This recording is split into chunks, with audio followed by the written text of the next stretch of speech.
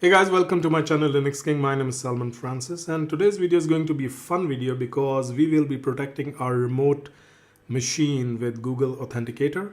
And Google Authenticator is used for dual authentication, so we will be requiring some verification code before we log into our machine with SSH.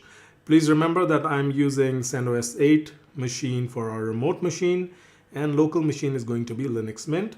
So without further ado, let's start. As always, I have created some notes, and let's take a look at our notes. So dual auth for SSH using Google Authenticator. Prerequisites, please make sure you have downloaded Google Authenticator app for your cell phone. For example, if you're using iOS, you can use Apple Store. If you are using Android, you can go to Play Store and download Google Authenticator app.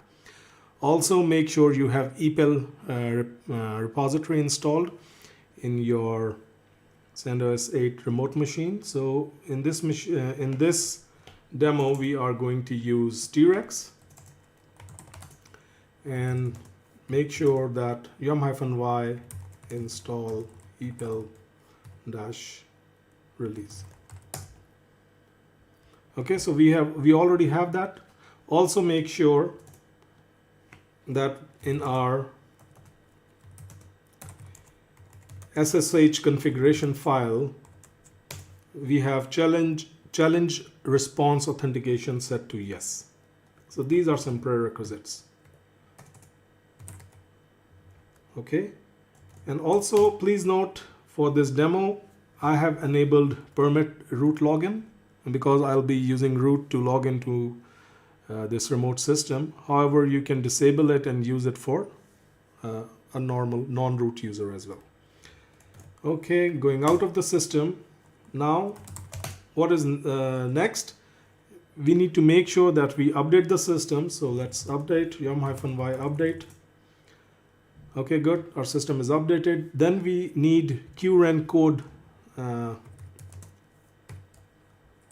We need to install QREN code. And basically QREN code enables us to show, it will enable to show QR code on CLI or the command line. Also make sure you have installed libpng. Okay, perfect. So I have QREN code already installed, libpng already installed. Make sure your date and time are set. This is very important, otherwise you will be having issue with Google synchronization. Okay, so my date and time are set, and they are a minute short with Google actually, so I'll just make sure that they are updated. So I'll be using 2114.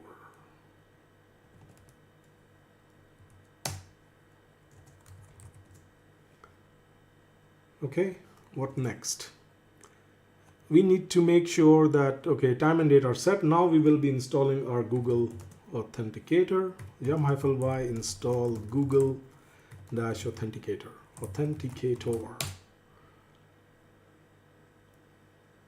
Okay, perfect.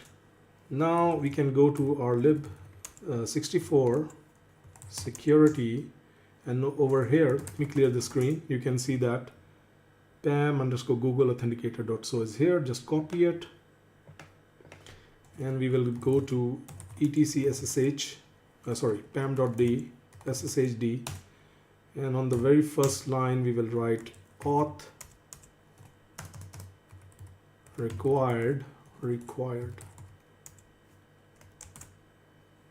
pam Google authentication. So okay, this is important. Save and exit. Please make sure you have typed correctly because PAM will take effect immediately. Still date and time. Okay, perfect. Date and time is fine. Now what's next? Now I am going to make sure that my Google app is started. I have already started my Google app, and now I will write Google Authenticator on my machine. For this demo, I'm going to make it I'm going to maximize the screen because you will see in a moment why it's required.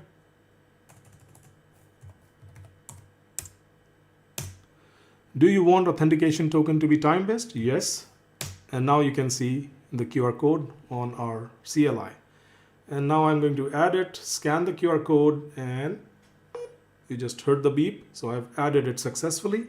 Now I need to type the code what I just received, and it's okay, it just changed 616078. Press enter. 616078. Okay, it's typing, it's telling me it's wrong, and the reason is I think it's again time and date. But again, let me try it one more time. The new code, you have to wait a minute.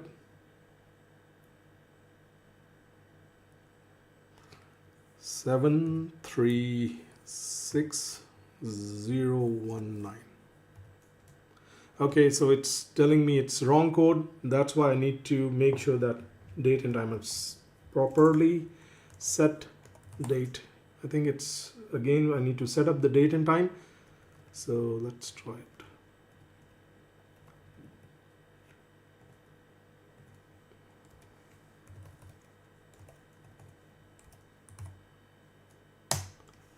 Okay, now let's try again. Google Authenticator. Yes. Okay, let me remove this.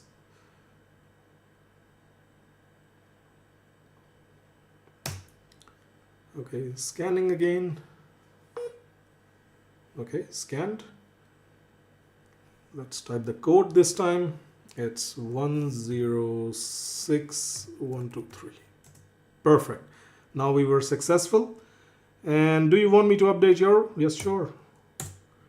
Do you want to disallow multiple users? Yes. By default, a new token is generated I'm just going to say no to this, because you can see from its default size of 3 permitted codes, the next code to 17 permitted codes, the 8 previous codes, and it's going to take like 4 minutes between the client and server. So I just don't want it. By default, it's fine for 3. No. And if the computer that you are logging into isn't hardened against brute force, yes, sure. You can read this, but I know what I'm doing. So that's it.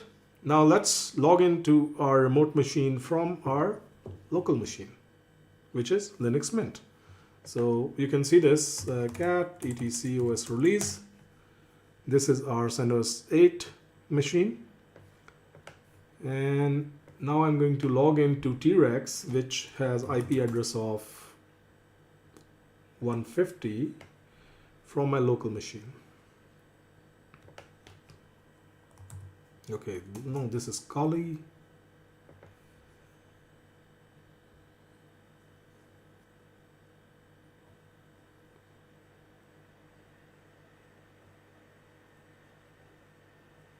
Okay, let me start one more session. Here it is.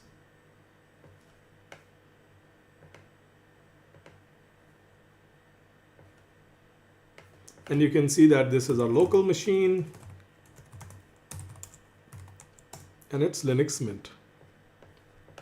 Okay, so let's log in. SSH root at 192.168.1.150.